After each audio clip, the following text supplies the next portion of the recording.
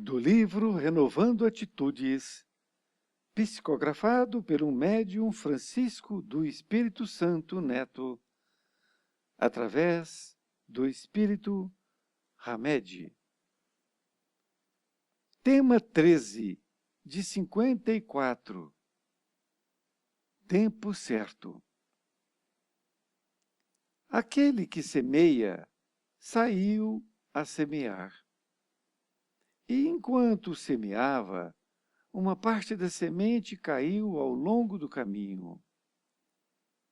Mas aquele que recebe a semente numa boa terra é aquele que escuta a palavra, que lhe presta atenção e que dá fruto. E rende 100 ou 60 ou 30 por um. Capítulo 17, item 5 do Evangelho segundo o Espiritismo. Na vida, não existe antecipação nem adiamento, somente o tempo propício de cada um. A humanidade, em geral, recebe as sementes do crescimento espiritual a todo o instante, constantemente.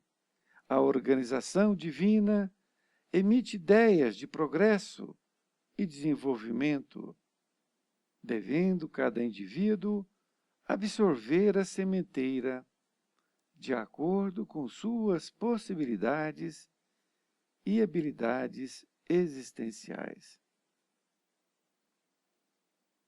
A natureza nos presenteia com uma diversidade incontável de flores, que nos encantam e fascinam. Certamente, não as depreciaríamos apenas por achar que vários botões já deveriam ter desabrochado dentro de um prazo determinado por nós. Nem as repreenderíamos por suas tonalidades, por não ser todas iguais, conforme nossa maneira de ver. Nem poderíamos sequer compará-las com outras flores de diferentes jardins, por estarem ou não mais viçosas. Deixemos que elas possam germinar, crescer e florir, segundo sua natureza e seu próprio ritmo espontâneo. Isso será sempre mais óbvio. Parece racional que ofereçamos a quem amamos o mesmo consentimento, porque cada ser tem seu próprio marco individual nas estradas da vida, e não nos é permitido violentar sua maneira de entender, comparando-a com outros, ou forçando-o com nossa impaciência para que cresçam e evoluam, como nós acharíamos que deveria ser. Cada um de nós possui diferenças exteriores, tanto no aspecto físico como na forma de se vestir, de sorrir, de falar, de olhar ou de se expressar. Por que então haveríamos de florescer a toque de caixa? Nossa ansiedade não faz com que as árvores deem frutos instantâneos, nem faz com que as roseiras floresçam mais céleres. Respeitemos, pois, as possibilidades e as limitações de cada indivíduo. Jesus, por compreender a imensa multiformidade evolucional dos homens, exemplificou nessa parábola a dissemelhança das criaturas, comparando-as aos diversos terrenos nos quais as sementes da vida foram semeadas.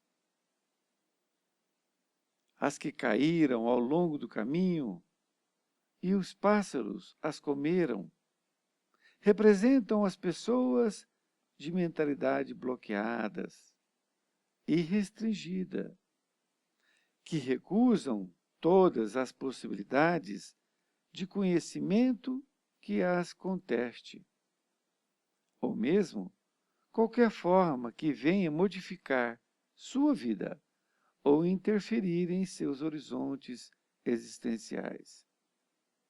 São seres de compreensão e aceitação diminuta ou quase nula. São comparáveis aos atalhos endurecidos e macerados pela ação do tempo. Outras sementes caíram em lugares pedregosos, onde não havia muita terra, mas logo brotaram. Ao surgir o sol, queimaram-se, porque a terra era escassa e suas raízes não eram suficientemente profundas.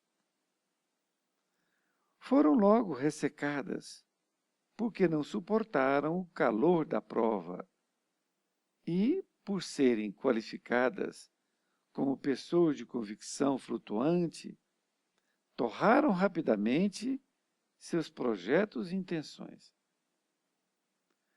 Nossas bases psicológicas foram recolhidas nas experiências do ontem. São raízes do passado que nos dão manutenção no presente para ir adiante nos processos de iluminação interior. Quando os caules não são suficientemente profundos e vetuços, há bloqueios tanto em nossa consciência intelectual como na emocional. Um mecanismo opera de forma a assimilar somente o que se pode digerir daquela informação ou ensinamento recebido. Assim, a disponibilidade de perceber a realidade das coisas funciona nas bases do potencial e da viabilidade evolutiva. E, portanto, impor às pessoas que sejam sensíveis ou que progridam, além de desrespeito à individualidade, é fator perigoso e destrutivo para exterminar qualquer tipo de relacionamento. Os espinheiros que, ao crescer, abafaram as sementes, representam as ideias sociais que impermeabilizaram a mentalidade dos seres humanos, pois no tempo do Mestre, as leis do Torá asfixiavam e regulamentavam não somente a vida privada, mas também a pública.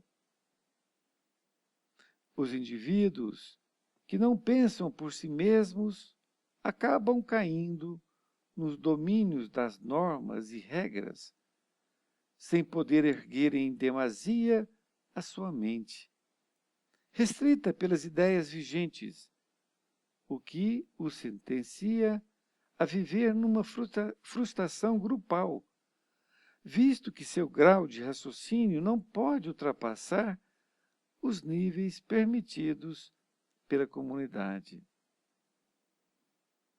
Jesus de Nazaré combateu sistematicamente os espinhos da opressão na pessoa daqueles que observavam com rigor rituais e determinações das leis, em detrimento da pureza interior. Dessa forma, ele desqualificou todo espírito de casta entre as criaturas de sua época. As demais sementes, no entanto, caíram em boa terra e deram fruto abundantes. O que é um solo fértil? Nossos patrimônios de entendimento, de compreensão e de discernimento não ocorrem por acaso. Porquanto nenhum aprendizado nos envolverá profundamente se não estivermos dotados de competência e habilidades propiciadoras. A boa absorção ou abertura de consciência acontece somente no momento em que não nos prendemos na forma. Aprofundarmos-nos no conteúdo real quer dizer: quem não quebra a nós, só lhe vê a casca. Mas para quebrar a nós, é preciso senso e noção, base e atributos, que requerem tempo para se desenvolverem convenientemente. A consciência da criatura, para que seja receptiva, precisa estar munida de despertamento natural e amadurecimento psicológico. Reforçando a ideia, examinemos o texto do apóstolo Marcos, onde encontramos: porque a terra por si mesma frutifica, primeiro a erva, depois a espiga e por último o grão cheio na espiga. O mestre aceitava plenamente a diversidade humana. Ele se opunha a todo e qualquer nivelamento psicológico e, portanto, lançou a parábola do semeador, a fim de que entendêssemos que o melhor apoio que prestaríamos a nossos companheiros de jornada seria simplesmente esperar em silêncio e com paciência. Portanto, compreendamos que a nós somente compete semear, sem esquecer, porém, que o crescimento e a fartura na colheita dependem da chuva da determinação humana e do solo generoso da psique do ser, onde houver a semeadura. Foi muito bom estar com você e espero encontrá-lo em próxima oportunidade. Fique com Deus.